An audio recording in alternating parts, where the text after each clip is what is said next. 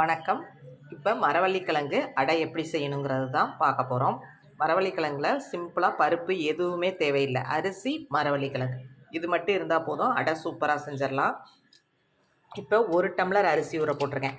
அரிசியோட அளவு குறைச்சலாக இருக்கணும், கிழங்கோட அளவு அதிகமாக இருக்கணும். அப்போ தான் கிழங்கு நல்லா அடை நல்லா சாஃப்டாக நல்லா முறுமுறு நல்லா இருக்கும், டேஸ்ட்டாக இருக்கும். அதனால் நான் 1 டம்ளர் அரிசி, அதுக்கு காரத்துக்கு ஒரு 4 வரமிளகா, நீங்கள் உங்கள் காரத்துக்கு தகுந்த மாதிரி போட்டுக்குங்க. 1 ஸ்பூன் சோம்பு, நல்லா 1/2 கிலோ கிழங்குக்கு மேலே எடுத்து செதுக்கி வச்சுருக்கேன். கிழங்கு எவ்வளவுக்கு எவ்வளோ நிறைய போடுறோமோ ரொம்ப நல்லாயிருக்கும். இது மாதிரி பட்டையெல்லாம் தோல்லாம் எடுத்துகிட்டு நல்லா கழுவிட்டு செதுக்கி வச்சுட்டிங்கன்னா ஈஸியாக இருக்கும். இப்போ ஃபஸ்ட்டு எடுத்தோடனே நல்லா தண்ணியை கழுவிட்டு தண்ணியை வடிச்சிட்டு இந்த வரமிளகா, அரிசி, சோம்பு போட்டு கொஞ்சம் கொரகொரப்பு ரொம்ப நைஸாக அரைச்சோம்னா அடை நல்லா இருக்காது. அடைக்கு எப்பயுமே கொரகொரப்பாக அரைக்கணும். கொரகொரப்பாக அரைச்சிட்டு லாஸ்ட்டாக இந்த கிழங்கை போட்டு அரைக்கணும். பார்க்கலாம். அதுக்கப்புறம் மாவு இப்படி கொஞ்சம் ரவா பக்குவத்தில் வந்தோடனே இப்போ கிழங்கை போட்டு ஒரு ஓட்டு அப்படியே டக்குன்னு மெசஞ்சிடும். இது மாதிரி செய்ய வச்சுருந்தோம்னா அரைச்சி எடுத்துருவோம். மாவை நல்லா இந்த பக்குவத்தில் அரைச்சி எடுத்துகிட்டு வந்தாச்சு. இப்போ அதில் ஒரு 1/2 ஸ்பூன் மஞ்சள் தூள், கருவேப்பிலை, கொத்தமல்லி, கொஞ்சமாக வெங்காயம் வந்து கொஞ்சமாக போடக்கூடாது. நான் அதிகமாக அடைக்கி வந்து நிறைய வெங்காயம் போட்டால் தான் நல்ல டேஸ்ட்டாக இருக்கும். வெங்காயம் நறுக்கி போட்டிருக்கேன்.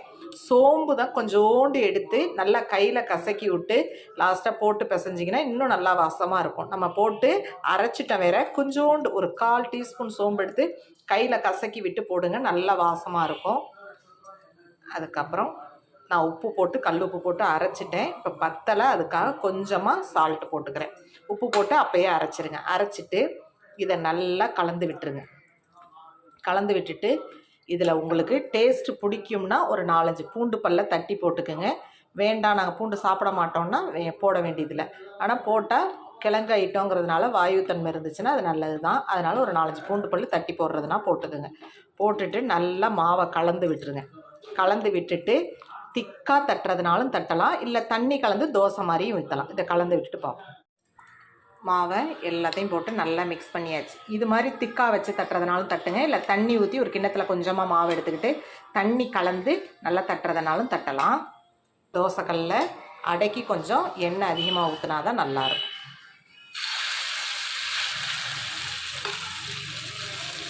அப்படியே கையால் வச்சு தட்டுறவங்க கூட தட்டுவாங்க, இப்படியே கரண்டியில் தட்டுறதுனாலும் தட்டலாம். அடையை திருப்பி போட்டாச்சு. பின்பக்கம் எவ்வளோ நல்லா செவந்து வெந்து வந்துருக்கு பாருங்கள். அடை இது மாதிரி நல்லா செவந்து பொறுமையாக வேக விடணும். கொஞ்சம் நேரம் நல்லா வெந்துச்சுன்னா தான் அடை சாப்பிட்றதுக்கு நல்லாயிருக்கும். இப்போ திருப்பி போட்டிருக்கேன், இந்த பக்கமும் இது மாதிரி வேகட்டும். அடை நல்லா வெந்துருச்சு, சூப்பராக. இப்போ எடுத்துருவோம். கிழங்கடை சூப்பராக ரெடி ஆயிடுச்சு. இந்த அடை ஒரு வாட்டி இது மாதிரி செஞ்சு பாருங்கள்.